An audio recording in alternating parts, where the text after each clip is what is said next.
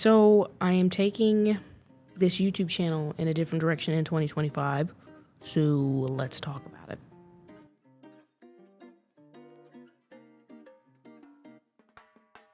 So, as you have seen, I have not been posting. I have not done anything. I have not been around. I don't know what phrase I want to use, but I haven't done anything, like, I think since November on this YouTube channel. And number one, the main reason why I went M.I.A, why I disappeared for a really long time, was the fact that money was getting a little bit tighter than I would like. You know, I wouldn't say that I care to admit. I like to definitely talk about the struggles, but no, I like room to play with, and you know, I was just what are some things that we could cut out, and the studio was one of them. So I stopped renting the studio and was looking at, you know, coming here for like, you know, once a month for like a day, you know, maybe renting a couple days, or, you know, renting out different peer space locations that had, you know, the aesthetics that I wanted. And so as I was exploring those different options, the election happened, and yeah, the election happened, and I just was not in a good place. So I couldn't do anything. I just wasn't in a good place, and I had to take a step back from every single solitary thing. And then I ended up acquiring a new client that involved a lot of traveling. Then I acquired another client that involved a lot of pre-production. And so those two things were happening at the same time. And, you know, next thing you know, it's like freaking February. It's like March, and I haven't been on YouTube. And of course, behind the scenes, I was very like, because I hadn't been on here in a while, I couldn't come back. And if I did come back, I had to be like consistent and like hit the ground running and drive myself into the ground for like another year, trying to follow up, you know, a scheduling or upload session, whatever. I don't even know. I don't even know the words that I want to use right now. But yeah, so I just realized, like, I just finally let it go. Like, I finally let YouTube go, took a break. I needed it. It felt really good after I let it go, and just realized that, like, I hate podcasting. I hated it. I absolutely loved podcasting, and it sucked because I think the reason why I held on for so long and tried to see it through is because, you know, I spent over, actually I can give you the exact number. I spent like $13,800 and something. I looked over at my outline. I definitely did not write the number, but I spent over $13,000 on this podcast, and that does include like my camera and all the other stuff that I already owned, but there was extra stuff that I bought, like the Rodecaster Pros, the podcast mics, you know, different lighting setups, because, like, you know, in the beginning of this podcast, or my podcast, I was, you know, filming in different locations. So, you know, I thought maybe I needed a lantern, and then I go to another you know, location, and like my big old 200 watt lights were too big with the lantern. So then I was like, well, maybe I need the M.I.A 60XS with like the little mini soft boxes, and then that didn't work. And then I came here, and then I got a big soft box and a big, it was just a lot. So I was just spending, I ain't gonna lie. It has benefited me, and I'll talk about it here in a second, but like, I spent a lot of money. I wouldn't say unnecessarily, but I was just like always testing and spending money. And so a lot of that went into the reason why I was like, I don't know if I can let it go. Like, I've spent so much money into this podcast, into this project, into this creative endeavor, that like I can't really let it go. But it was honestly, it was zapping my joy. It was mentally draining.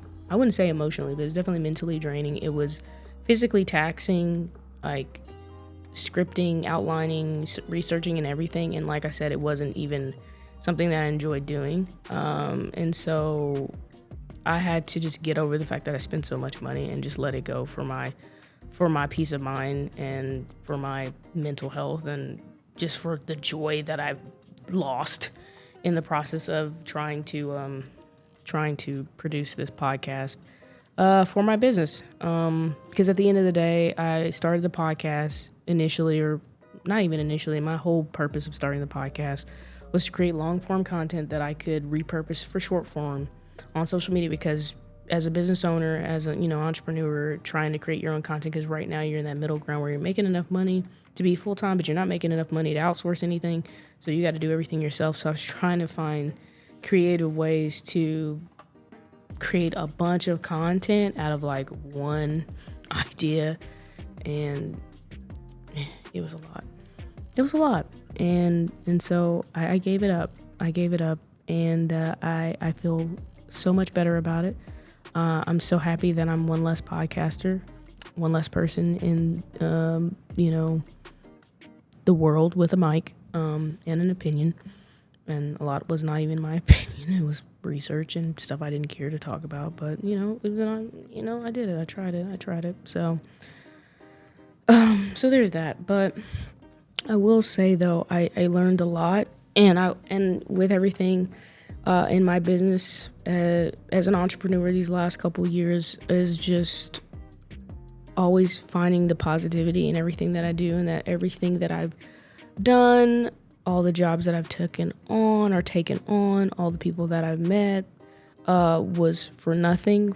There was no reason, or nothing was a waste of time. And so in producing the Creators Initiative podcast for like $13,000, over $13,000, I learned some really important lessons. Obviously, the first one being able to repurpose long form content into short form content. Like, I don't know if I really can explain it that well, but having that approach with my own content, I've been able to bring it to clients, or being able to see how we can take one idea and turn it into like 5 or 10 different ideas, 10 short ideas. Because I think about like the Nike commercial that came out during the Super Bowl, and how I've seen that one commercial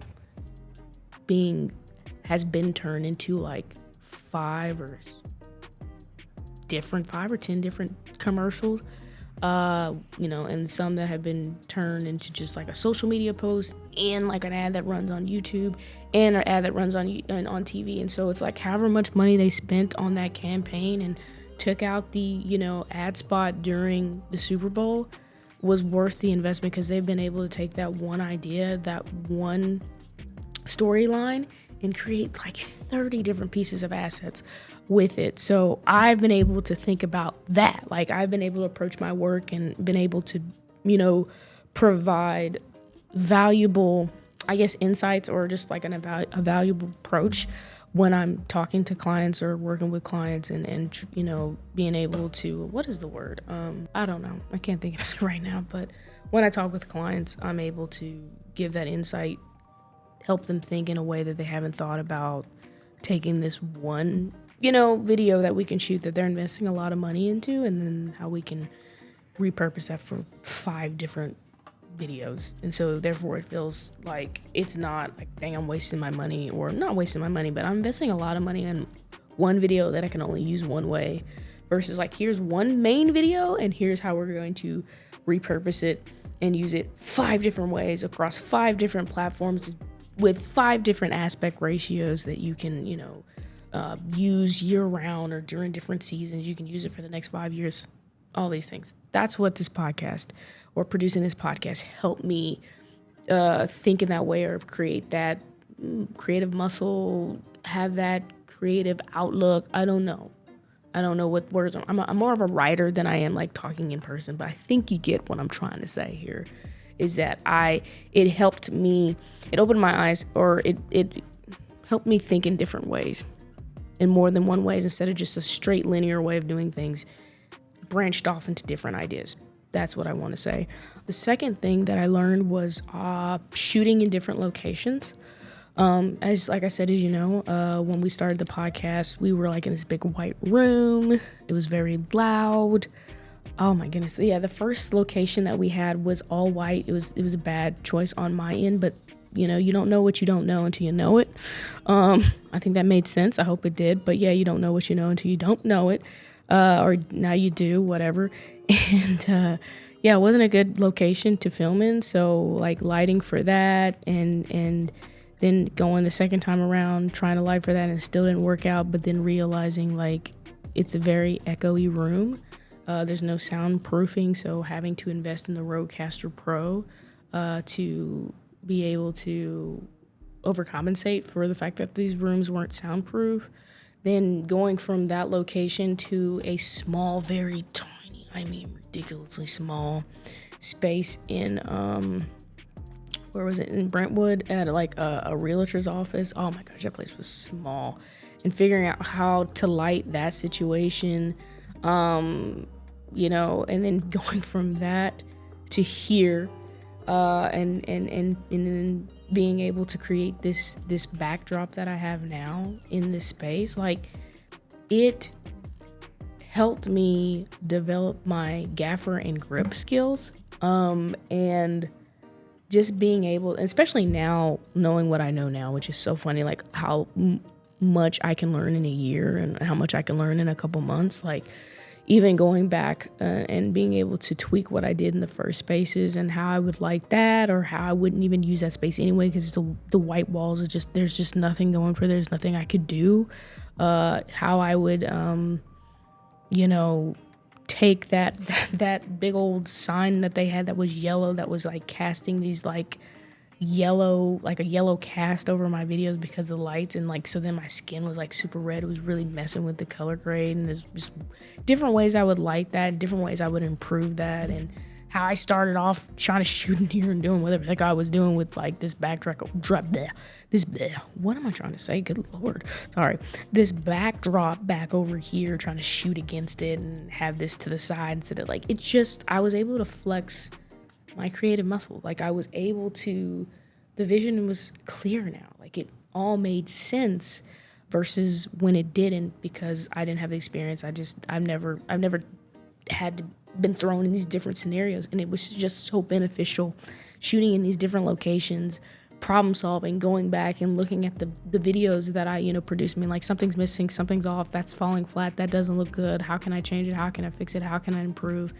And the podcast really helped with that, especially going to the different locations that helped me here in the future, which I'll talk to you about here in a second, or at least talk in another video about it, how I was able to use all that stuff that was going on to improve my skills and my abilities, and just the eye that I have now that I didn't have before, to problem solve, to fix, and just to see like, how can I make that better? How can I make that look more cinematic, leading lines, frame within a frame, rule of thirds, composition, like all that stuff.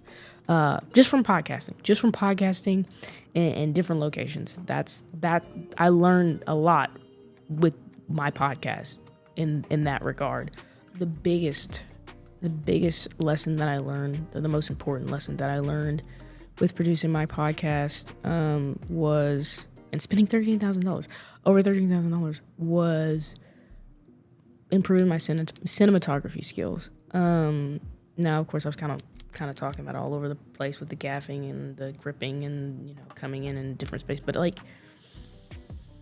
one thing is for certain, two things are for sure, is that when you learn from the University of YouTube, like I have, because I couldn't afford to go to film school, in order to have the time to go to film school, is that you pretty much are going off of like what people are telling you to do online. So when someone tells you, or a creator, a YouTuber on YouTube tells you that you need to go out and buy the Aperture 150 light dome, with a impact C-stand, all black, with caster wheels, and you need to go out and buy the small rig AD01 tripod, and you got to buy the Rodecaster, and you got to buy a newer light stand, metal 3-pack. You got to buy the M.I.A 60 XS, and you got to buy the M.I.A 200 XS, and you got to also get the M.I.A light tube 4-pack. Like all these different things that they're telling you, and they're not telling you necessarily to get them, but like, this is what I use in my workflow. You just go out and buy a bunch of gear, and then you don't know how to use it, or you use it and then you grow and realize I don't need that anymore. I needed something better. And so it's just oh my goodness, it's just a lot of just trying to recreate what you saw on YouTube or what you saw on Instagram, because, you know, we're showing you step by step what we did. And so you go out and buy the same thing, trying to create the same thing that we do, rather than learn, okay, this is the tools that they used. What do I have at my disposal that I can use to create the look that I'm looking for, the look that I'm trying to achieve, rather than just trying to take the exact gear that they're using, the exact lighting setup that they have to create the same look. So now that I am no longer a podcaster, the creative Nick, okay. Since I'm no longer a podcaster and the creative initiative, I got it. I promise I got it. Since I'm no longer a podcaster and the creators initiative, there we go, is canceled. I had to I just had to sit down with myself, trying to figure out if I would come back to YouTube. And I'm gonna be honest with you. I didn't really think I would come back to YouTube, because I've been very against this, because like when I first started thinking about creating content for YouTube, I did not want to be another creator on YouTube just here to sell a course. I don't have a course, so there's that. And I just didn't want to be another like instructor teaching you how to do certain things, or just like I review gear like those seems like to be the three things that you do when you get on YouTube. I didn't want to do any of those things, not because I couldn't, it's just because I just didn't want to be another one. I just did not want to be another one. And also too, especially like looking back where I was when I was thinking back then to start YouTube versus now, I'm actually really happy I didn't start YouTube when I thought about starting YouTube, because I had a lot to learn, a lot of experience to gain. And that's one thing I don't like about YouTube. I think it's like 50-50, is like a lot of people who found success after like a year immediately want to go on YouTube and give their expertise.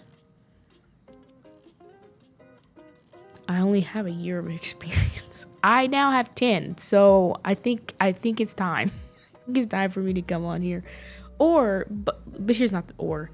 But now I've seen this shift though, which I really like, and it has given me the reason why I want to come back to YouTube in this way, is this shift of just being authentic and just being like, the struggle is real. I don't, I'm not in Dubai.